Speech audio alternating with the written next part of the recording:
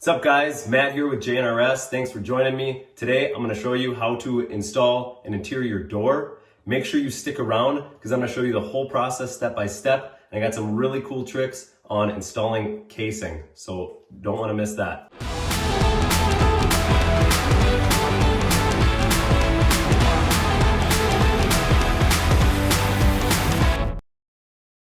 So today we are working on a remodel project inside of a bathroom, but this whole process of setting this interior door will work for almost any other interior door. So our first thing that we're gonna do is we're gonna make sure we got the right size opening for our door, and then we're gonna check for level on the floor and on our framing.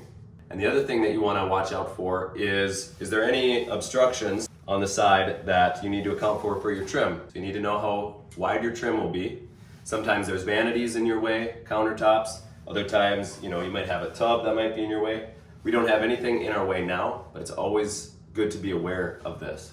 All right, so checking my opening first to make sure I got the right door. So we've got 30.5. That's my rough opening, okay?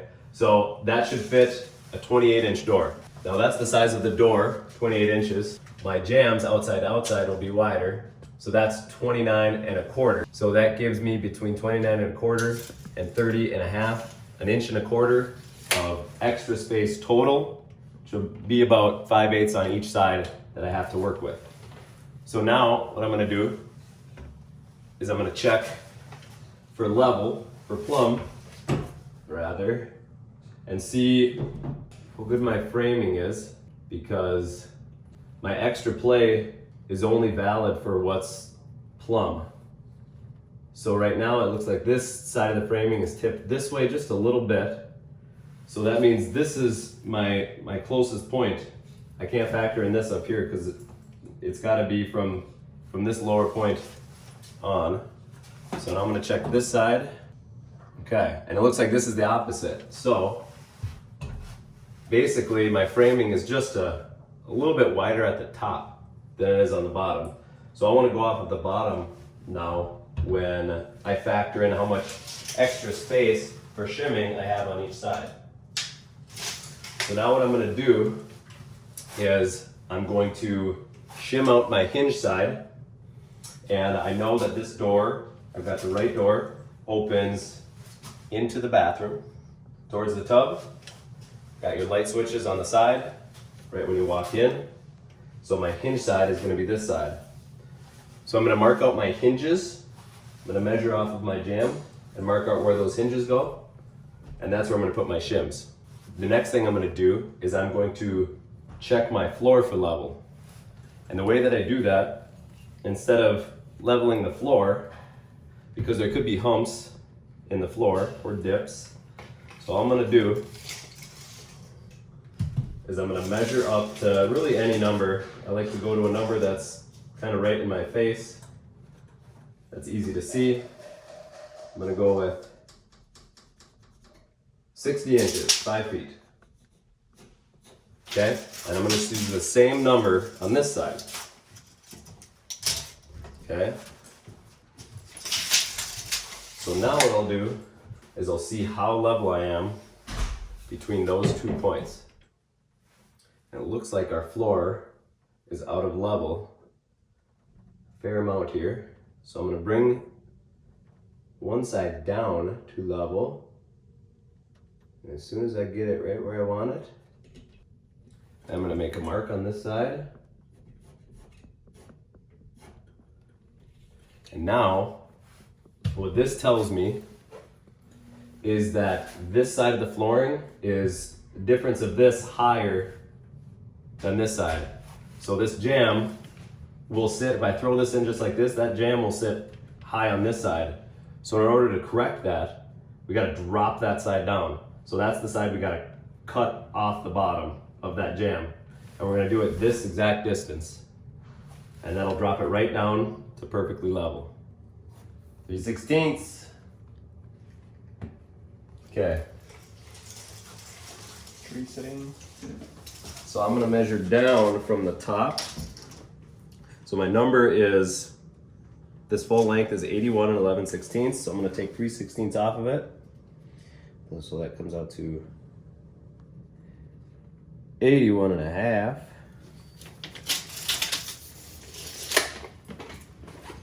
I'm gonna square this.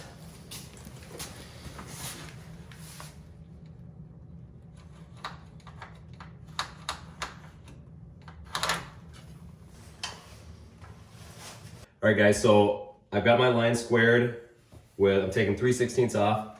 All I'm gonna use is my skill saw here. The nice thing about this is that with a skill saw, based on the way the blade rotates, it cuts up.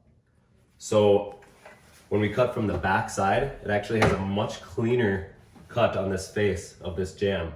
So this is all I have to do, is cut it just like this. I'm actually going to use my square. I'm going to line it up right before I have to cut, just to make sure I'm nice and square on that line.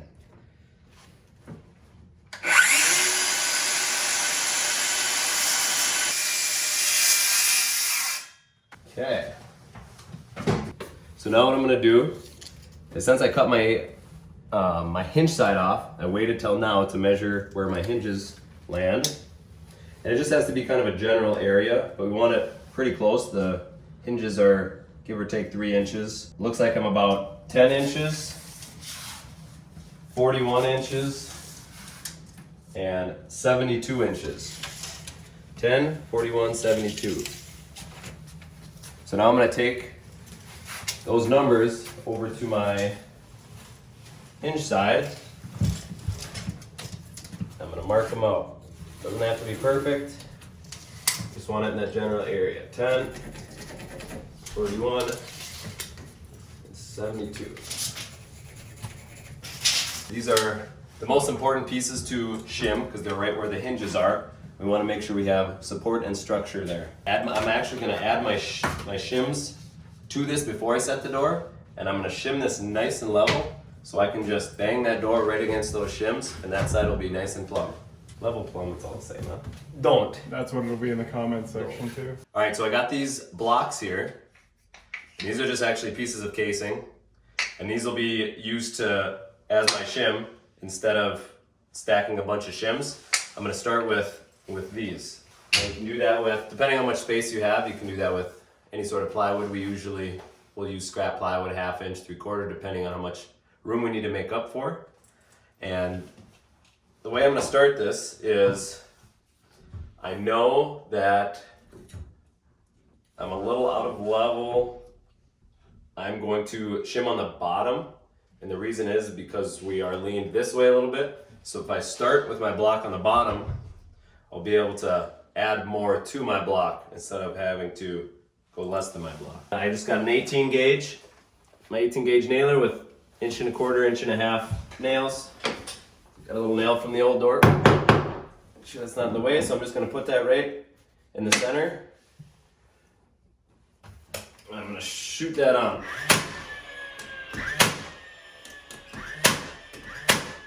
And so now what I'm going to do is I'm just going to plumb up from here. And I'm going to go all the way to my top hinge up here, where I got that line. I'm going to start with the block. And it's actually pretty close. So what this tells me, and kind of the way it looked before, there's definitely a little bit of a hump here. So I might not be able to use a full block in the middle actually. So it just needs a little bit more.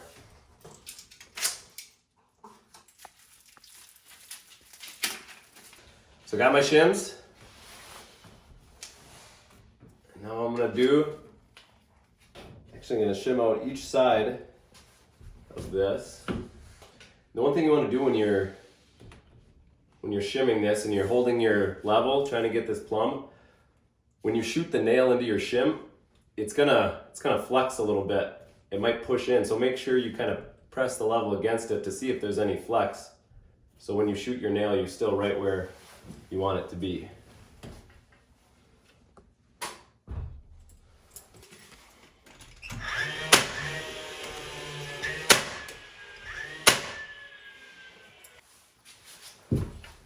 Now I'm going to come to this side. I'm actually going to do the same thing because that's kind of tilted right now.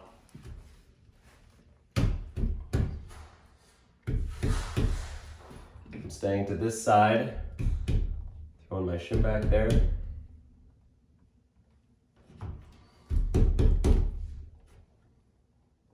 fist hammer. Works on small stuff. Okay, I want it right there. Shoot that in place.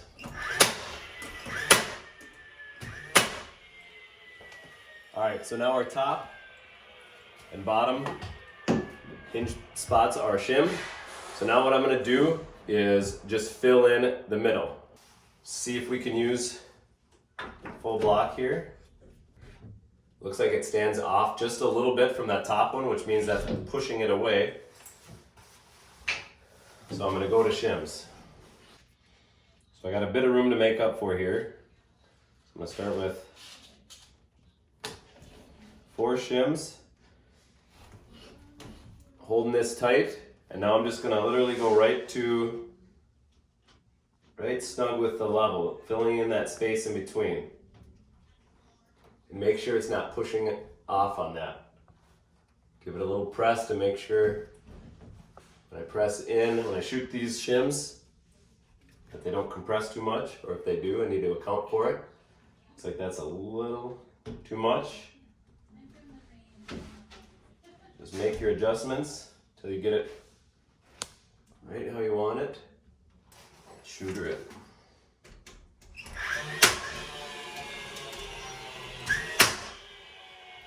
These composite shims that have the little circles here, I always aim for the indents. That way the head isn't sticking out.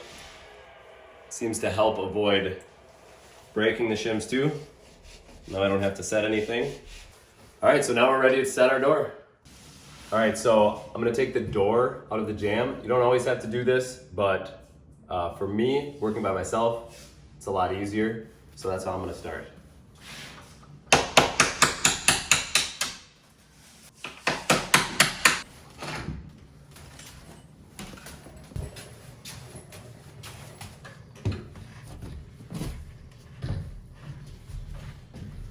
So the next thing that we want to do, and I usually wait till this step to do this, but we're checking for plumb on this wall this way now. Mostly with remodels, they're never going to be spot on. So it looks like we are out maybe about 3/8, which isn't too bad. I think it's enough that we can kind of balance that in between here. So the jamb is meant to fit right on each side of the sheetrock nicely. With 2 1/2-inch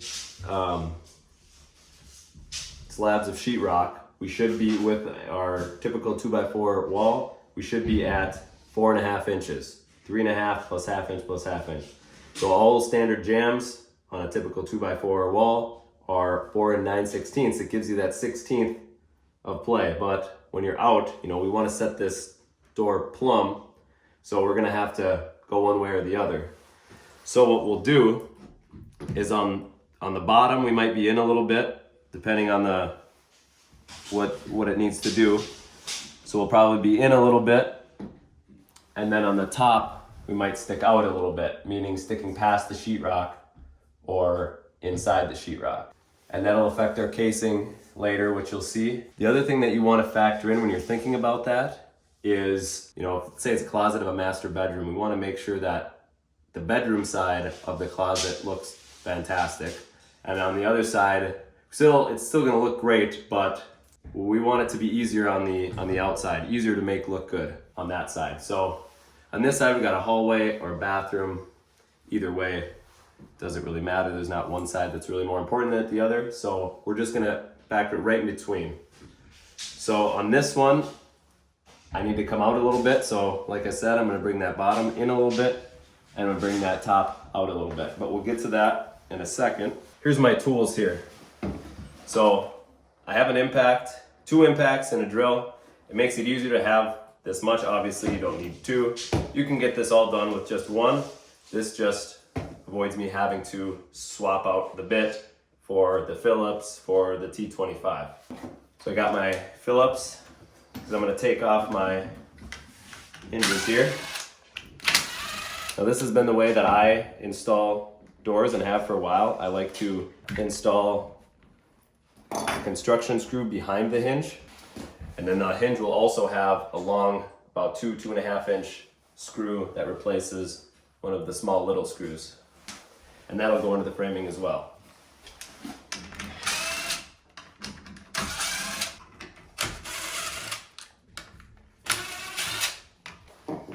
Now this is sitting pretty flat, so I don't really have to hold this up, but if it wants to lean, one thing you can do is you can take a pile of shims and you can kind of sandwich this at the top. And you just push those shims in and get her held nice and tight at the top, and then she won't fall over. So now that I got those off, now I'm gonna go back and I'm gonna hold this up onto my jamb.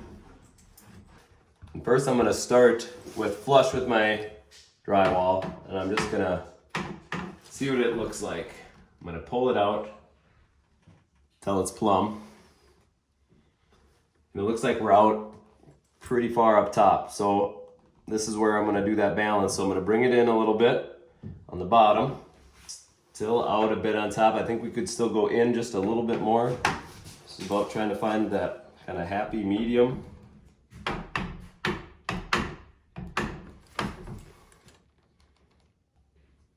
Okay, I think I like that right there. So now I don't have to hold this perfectly right now. What's important is I'm gonna start with my bottom hinge. So I just need to make sure down here is where I planned it to be before I make this first screw install. So that's where I want it. So I'm gonna pre-drill, this way it doesn't shift out of where I've got it set. And so if I go right through here, so this is where I'm gonna screw, is on this side. If I go to this side, that's just where the drywall is. So I'm gonna come onto this inside, and I'm gonna make sure I'm away from my other screw holes for the hinges. Make sure I can fit. I've just got a 3-inch regular construction screw here. Make sure that head isn't gonna be in the way.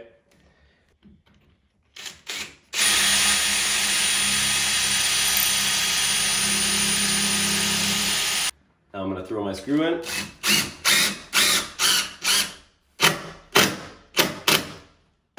Now if you have soft enough wood on your jamb, that head will sink in. If you got something that's a little bit harder, you'll want to use a countersink bit so that it bores out the head of your screw. But that sunk just fine. So now that the bottom's screwed in and established, now we'll get ready to do the top one. And this is where I grab my level again. And now this is where I'll get it right where I want it.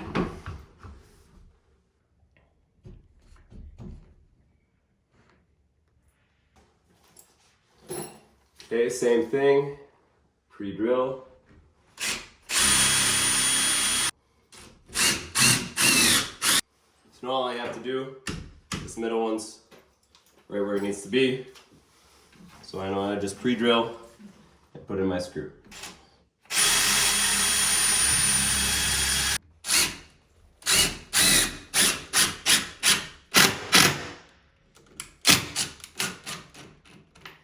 Okay, so now we are ready to put our hinges back on, and then we can go grab that door.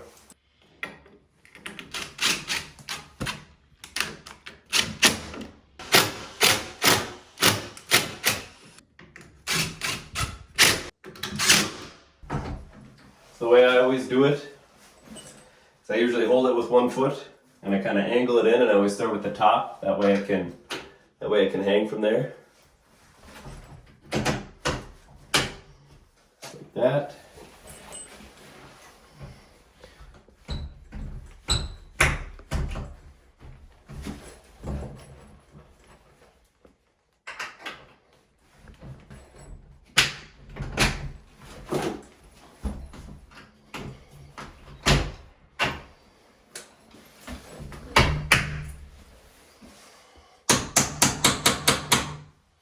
So now that the door is set, first thing I do is check my reveal. Make sure we got an even gap. At least, shouldn't say even because this could be sagging a little bit, which we can fix. But make sure this gap here is about the same as right here, which looks like it is. So that came out nice. So now what I'm gonna do is I'm gonna make an even reveal around this door. So I can tell up here that this is kind of leaning this way. So I'm gonna start there, shimming that. I'm gonna kind of push it this way a little bit. And we're gonna make this reveal nice and even up there.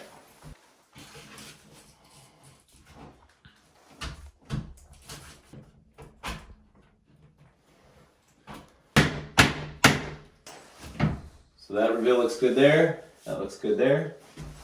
Okay, so now that I got that shimmed the way I want it, I've got my 15 gauge here with 2.5-inch nails, and I'm actually going to shoot just below the shims. If I needed to adjust anything, I'll be able to because I don't shoot through the shims. But what I'm going to do is I'm going to shoot on both sides here of this jamb and make sure that I'm watching out. There's 1/2-inch drywall on each side, so I'll make sure I'm inside a little bit, if not angling in just a little bit.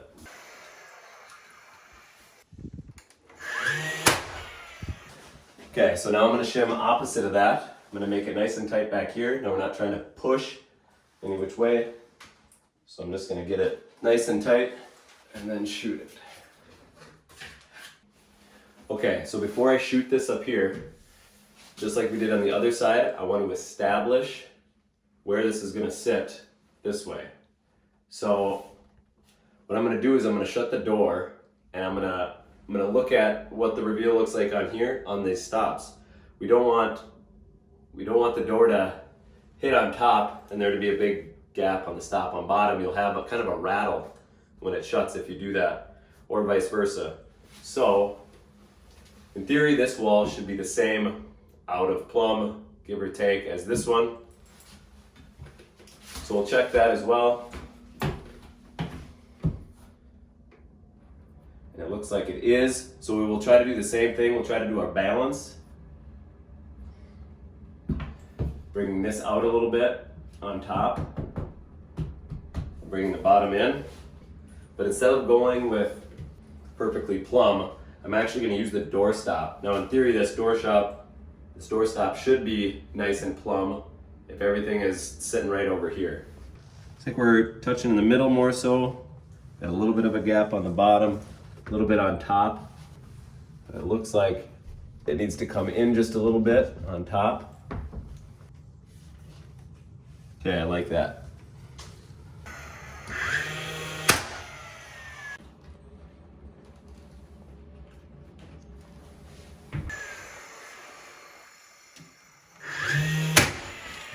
Now I'm going to shim on each side of the strike plate here. That's just going to help make sure that this spot is really supported and make sure that this doesn't shift. One block looks really good. So I'm actually going to put this really close to this. I'm actually going to hide some nails right behind where this strike plate is routed out. So I'm going to shoot right in this corner here, so that I miss, so it hides a nail hole, and I'm missing where those screws will be for the strike plate, which will be right around here. So I'm just gonna hide a nail right back in this corner here.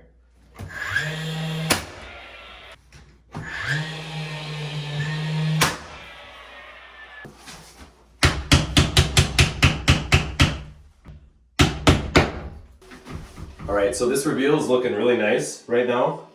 And that's all I'm going to do for shimming and nailing on this side. Now the trim is going to also take care of a lot of stuff once we put the trim on. As long as our trim's nice and straight, we're going to shoot it into the jamb and then shoot it into this.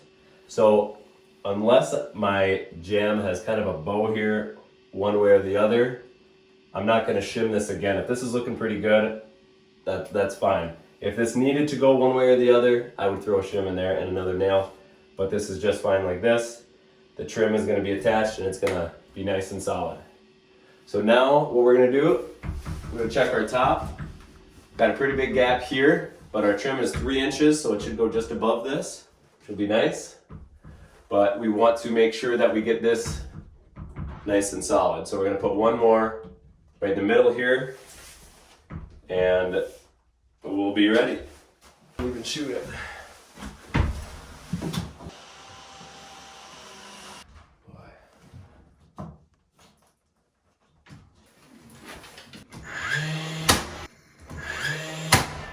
Okay, so now the door is set, and now we're gonna go to casing.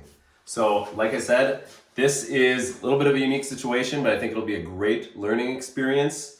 Because this wall is a little bit out of plumb, we shifted the door correctly to plumb. So we'll be sticking out just a little bit up here, and we'll have to do some sheetrock work on the bottom because our jamb's inset a little bit from that sheetrock. So stay tuned, casing's coming. All right, so first step to doing the casing, we need to measure our jambs. So we have to measure them individually. I mean, even if we didn't have to cut the one side down, it's always a good idea to measure them individually and not assume they're gonna be the same. So I'm gonna start with this side. I'm gonna make sure my tape is right at the base of that jamb. I'm gonna make sure my eye's right up there. So right to the bottom of my jamb, I've got 81 and 1/16. So when you're installing trim, you always have a setback. It's called your reveal. And it's pretty standard to do 1/4 inch reveal and everything. So that's what we're gonna do. So we had 81 and a 1/16 was right to the bottom of this jamb. So we wanna add our 1/4 inch reveal. So 81 and a 1/16 plus our 1/4, I'm gonna write that down, is 81 and 5/16. Now we're doing a mitered trim here. So there'll be a 45-degree angle right here. So that's gonna be the inside corner of my miter, like that. Gonna be the inside corner. We know this one should be different because I cut this side down. So this one looks like 80 and 7/8. I'm adding my 1/4. So that would be 81 and an 1/8, okay? So now I wanna measure for my top. So it looks like I'm at 28 inches even, but now what we have to remember is that we got a 1/4 inch on each side. So a 1/4 inch and a 1/4 inch, 1/2 inch. So we add that to our total of 28. So we wanna go 28 and a half for our top. And now that again is our inside measurement. We have 3-inch trim going on here. So we'll go downstairs and we'll go cut that. Okay, so we're down here at our saw area where we got all of our stuff ready to go. So to start making this casing, we're gonna cut every piece first, all 3 of them, our 2 legs and then our header piece. And then we're going to connect them all together. So I got a Craig jig here. So we're gonna screw those miters together. And then I'm actually gonna use trim screws as well. And then we're gonna clamp those together really tight and build one whole frame and then install it. So we're ready to make our first cut. So one thing I wanna mention is make sure that before you measure out your full length, right now I've got this piece from the store and it's got a rough finish on it. We don't want that. So just a quick tip, make sure you square that first. Cut any of the ugly off. There can be cracks, there can be whatever. Make sure you cut that square first and then take your measurement.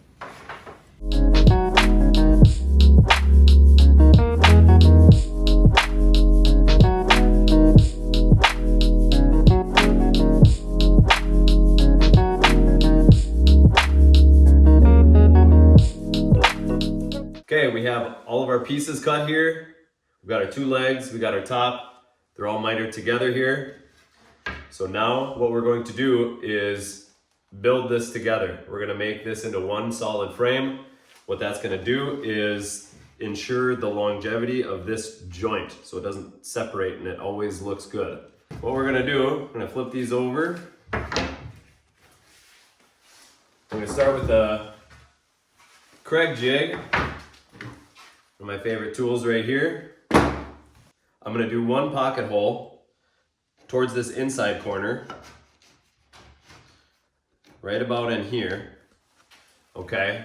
And we've got our pocket screws here. Make sure you're using the right screw with the right thickness of the material, okay? So basically, these 2 are gonna be screwed together like that. We could try to put another one over here on this end, but with the way that this pocket screw drills the hole, it's really long. So we kind of have to go back here, which doesn't make this corner as strong as I want it. So what I'm actually going to do for that is I'm gonna put a 2-inch trim screw right through the top where you're not gonna see that hole and right into this piece right here. And then we're gonna use our wood glue and glue it all together. The goal of this is just to keep it tight and solid and for it to last as long as possible. There might be other ways to do this, but this is just the way that I found for this trim to be the most efficient and to allow me to install it right after I'm done.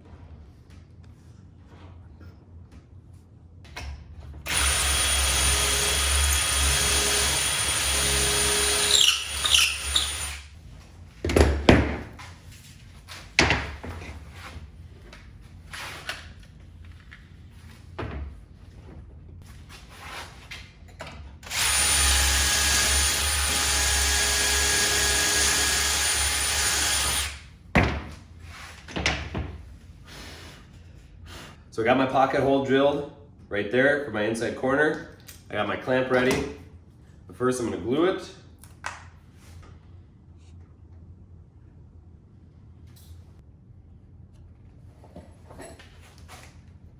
Line it up just the way I want it. Focusing on those inside corners. Take my pocket screw.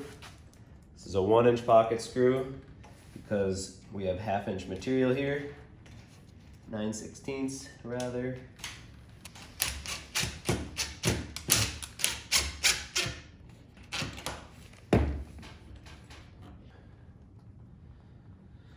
So now I'm going to pre-drill, and for my trim screw, very important, otherwise she'll definitely crack.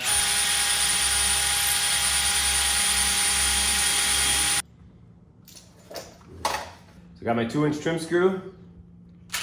Right through the top. Okay, our miter's all locked up and good. Can't tell, but on the face it feels nice and flush. Right there, that's more important. Even though this material should be exact same thickness, you just want to double check and make sure that front side is nice and flush. So now we're going to do the other side.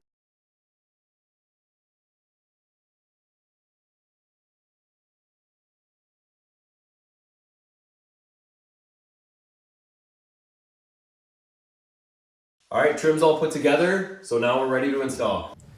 All right. So fits in there nicely. We got our 1/4-inch reveals all the way around. Looks really good. Now the fun part. So you can see up here, fits nice and tight against the jamb, against the drywall, which is nice. But as you can see, as we go down, we got this gap here. That's because the drywall is sticking past the jamb. So, what we have to do is literally break apart that sheetrock right on basically the face here. Because what it is doing, I got a smaller piece to help illustrate. What it is doing, it is rocking right on this point. So what we're gonna do is we're gonna get rid of this kind of front edge of that drywall, and we're gonna basically make it so it hits here and in the back. And it will be at a little bit of an angle, but hopefully it won't be too noticeable, but it'll still look good. Okay, so before I start removing my drywall, I want to figure out kind of where is the stopping point. So I'm gonna take my piece. Looks like we're still good here. And I just want to find until it starts to have that rock. So it looks like it's about right here. So from here down, I need to take out. I'm gonna do the same to the other side. Find out where it starts creating that rock. Okay, right there, down. Okay, so my little trick to getting this right, so we'll have our 1/4-inch reveal, and so our 3-inch trim will land 3 1/4 inches away right here. So I don't want to cut any of this. We want to make sure that this is all still clean and good. So all I'm going to do is I'm literally just going to move that 1/4 inch. I'm going to make my trim flush with this jamb. Okay? And I'm going to take my knife and I'm going to score the drywall right there. Okay? And then I'm going to come over from where I need to stop. Now the reason that I made that score mark is you'll see in a little bit when I start breaking this up a bit, and the paper will start to tear off. We don't want the paper to tear beyond this. So this will ensure that all this paper stays good, and we'll be good. So now I'm gonna do the same with this other side. So this next process we call beat rock. You'll see why right now.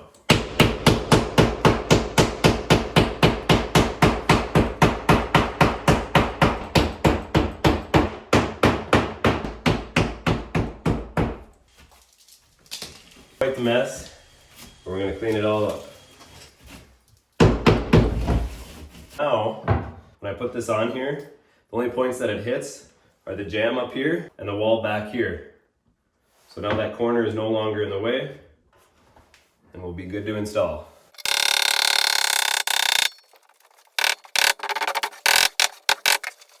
Definitely messy, doesn't feel the greatest, but this is the way that I've learned it, and the people that I've asked, this is the way that they do it as well. I'd be very interested if you have another way to do it. Please let me know. I'd be super curious. Thanks. All right, done with the beat rock. Now that that's done, you can see we push this, and now it goes from this point on this edge of the trim and bends right over. It's really easy to push. You can see we got, just a slight angle there, so you'll hardly notice it at all. Check this side. Oh yeah, perfect. All right, now we're ready to shoot it on. So now, got my 18 gauge nailer. We've got between 1.5 inches or 1.25 inches, doesn't really matter. I always start with the 18 gauge. So with the 18 gauge, you're shooting just into the jamb, through the trim into the jamb, okay? We're not shooting into the framing quite yet. That'll be after all of the jamb is nailed off. So we've got about 3/4, some jambs are 5/8 of jamb thickness to nail into. We're gonna be 1/4 inch over, so you've gotta hit right on the edge of your trim. So I always start at the top corners. So I make sure that it's even. We should have 1/4 inch everywhere, but like I've said before, your eyeball is your best measuring tool for this stuff. I will say that this is a handy second. So this combination square here, I can set this to 1/4 inch, and I can put it right up against here, and I can get exactly my reveal as I go down. So if you haven't done a whole lot of this and your eye isn't used to seeing it, a lot of times what I'll do is I'll just picture that, I'll see this 1/4 inch, and then I'll just keep that and just keep looking at it and keep that 1/4 inch everywhere. But this takes all the guessing out of it. So I got 1/4 inch there, and it's nice and even on top. So now I'm gonna shoot one of my leg corners towards the top. Okay. Then I'll shoot the top corner, same one as well. So now that corner's set. Now I can let go. And now I'm gonna shoot this corner right here. Same thing, looks good. Okay. So now all we do, we take our tool or your eyeball and we just go down. We start with one leg, start at the top and work our way down. We never wanna shoot towards the bottom first, or I should say after we've shot the top, because you want this loose so you can pull it, right? So this will flex around, whether the trim's got a little curve or the jamb's got a little curve, this will flex as you need it to. I usually go 9 to 12 inches, sometimes closer, but more so I nail as needed. So sometimes you'll have an interesting curve and you'll need to shoot a nail in that spot. So, but just give or take 9 to 12 inches, put in a nail.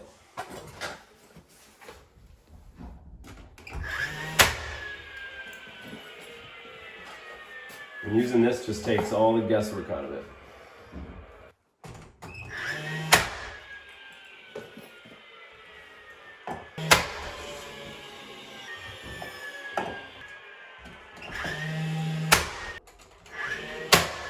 After I'm done with that, I'm just going to double check and make sure that this line looks nice and good. You can see that that's nice and solid. If I saw a line here, it would make a flapping noise of the trim hitting the jamb, but it's all adhered really well. If it was a little gap, I would just throw another nail right there. So now we're gonna do the other side.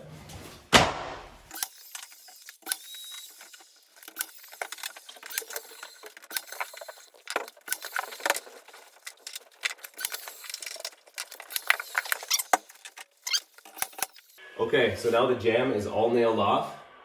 So now we're gonna put down the 18 gauge, we can grab the 16 gauge, and we're gonna nail everything to framing behind the wall. Okay, so we got our 16 gauge down, so now we're gonna nail our casing to the framing.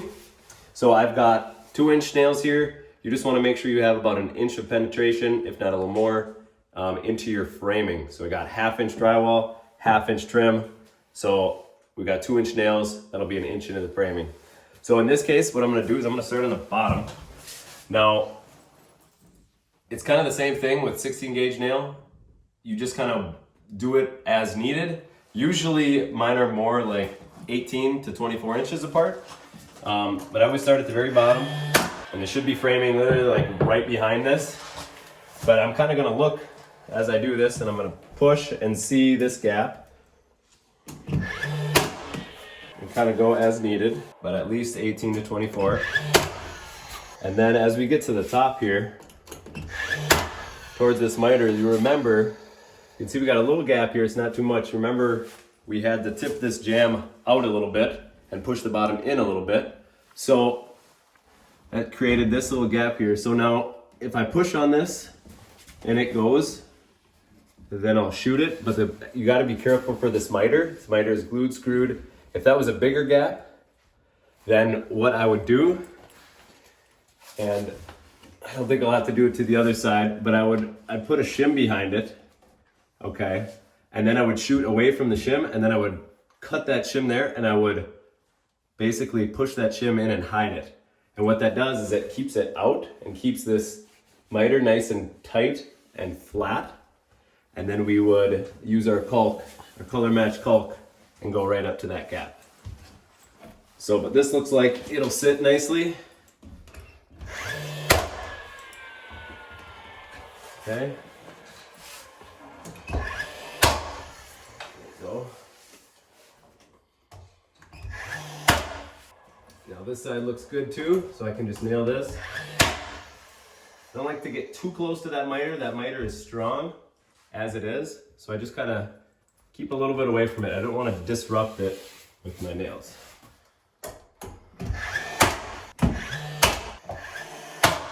Okay, so that's nice and solid.